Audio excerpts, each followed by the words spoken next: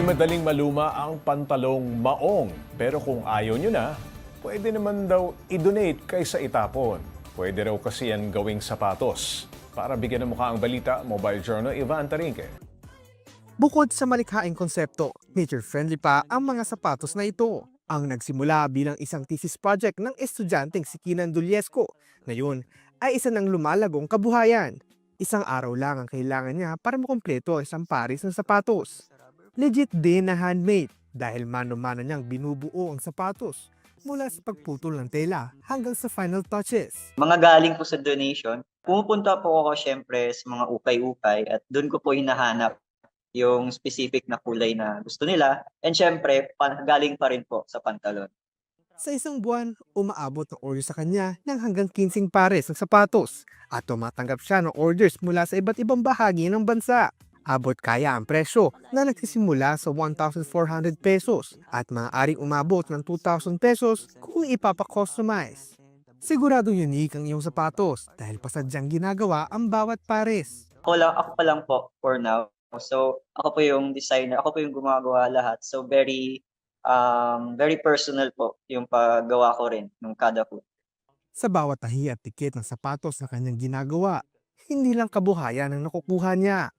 Nakatulong pa siya sa pagbabawas ng basura at pagbibigay ng panibagong buhay sa mga itinuturing ng patapon. This is just a small step for me or a small help for Mother Earth na I take these waste and repurpose them na para hindi masyadong ma-overfill ang ating mga landfills and hindi makapag-cause ng too much pollution. Ika nga nila, one man's trash is another man's treasure. Sa kanyang kaso, ang lumang pantalon ay muling nagiging bagong sapatos, obra maestra para sa kalikasan at komunidad. Mobile Journal, Ivan Tarinque po, hatid ang mukha ng balita. Pag-usapan pa natin ang balitang yan kasama si mobile journalist Ivan Tarinque. Ivan, nako, mukhang fashionista ka na talaga. Parang napupunta na ako doon. Oo, ngayon sapatos naman ano. Ivan, hindi ba marupok kapag ginawa mong sapatos itong mga lumang maong? Pops J, actually isa nga dun sa bakit maong yung ginamit is may structure na kaagad itong maong, no? Medyo makapal na yung maong, no? So pag nilayer pa yan, doon sa, yun nga, kasi may marami pang layers ang sapatos. So nagkakaroon siya ng structure, so mas nagiging stable, Pops J, yung sapatos. So hindi naman basta-basta masisira yung mga ganitong sapatos. No? And kung makikita natin, medyo parang skatey. Pang skater pa yung... Mukhang pang skateboard nga eh. Tama ka doon, Pops J. No? Mukhang pang skateboard pa yung vibes nung sapatos. So matitest. Saka may elementong parang used na siya, hindi bagong-bago, no? Yung itsura, yung look.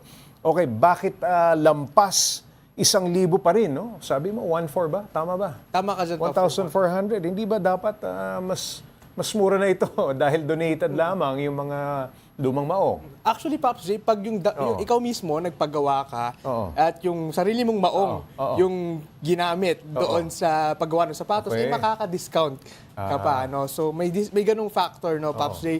Pero in terms naman doon sa presyo, una-una, handcrafted itong sapatos. So labor. Tapos yung times pa na maghahanap ng raw materials. No? Kahit sabihin mong may lumang maong ka na, meron pang ibang mga materyales yan. Tama ka dyan, Pops J, no? Kasi hindi pa kasama doon yung sa may rubber, sa may swelas.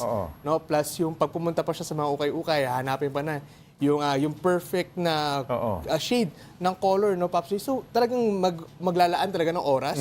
At syempre, yung pagod, yung labor, lahat-lahat, para lang mabuo itong sapatos na ito, Pops J. Ivan, bakit maong ang naisip na gawing materyales? No? Hindi ba mas okay yung balat o leather?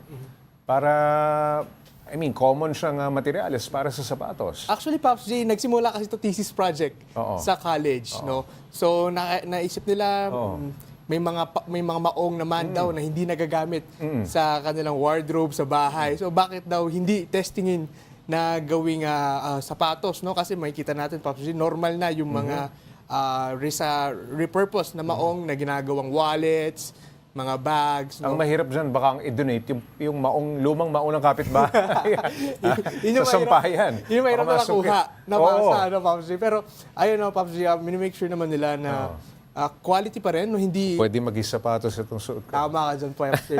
Pwede makaka-discount ka pa pag yan, yung dininuit mo, Pops J. Ayoko nga. Sino-sino madalas ng customer? Wala naman bang disappointed o hindi satisfied dun sa ginawa? Pops J, nung una kasi, syempre, starting, isa kasi itong startup, no, Pops J. So, nung una, may mga comments dahil hindi pa ganoon ka-vast yung kanyang skills Correct. in making shoes, no? Unang-una kasi, Pops J, self-taught si Sir Kina ng paggawa ng sapatos. Okay. So, may nagkaroon siya ng time na pag may mga comments, may mga negative comments na yung sapatos may mali or may hindi komportable, no? Pero Pops J, keep in mind niya at kinukuha talaga yung mga suggestions na yon, no? Tapos yun nga, pagdating naman in the future ko, nakapasok siya sa isang program no, kung saan talagang tinulungan pa sila ihulma or pagandahin pa yung programa, yung paggawa niya ng mga sapatos. So, mas matibay na, mas quality na, mas pulido na yung kanyang mga gawa ngayon, Pops J. Kumpara noong nagsisimula pa lang siya, Pops J. Ito ang tanong, Ivan.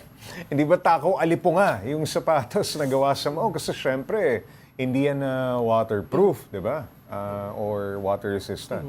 Pops J, sa ngayon naman kasi may mga products na tayo no, in the market na pwedeng pang waterproof ng mga sapatos. No, karamihan din naman actually, Pops J, ng mga sapatos ay hindi naman talaga waterproof. No? Usually, mga canvas type na mga sapatos ay hindi talaga waterproof. Pero this time around, no, Pops J, yun, aside from being a shoe, no, may mga other products na sa market na makakatulong para mas mapatibay or mas ma-conserve pa yung lifespan ng sapatos natin. Plus, maiwasan masyadong mabasa at hindi magkaalipango, Pops J. Huwag ka lumusong sa mga baha. Yan din, Pops J. Maraming salamat, Mobile Journal, Ivan Tarinque.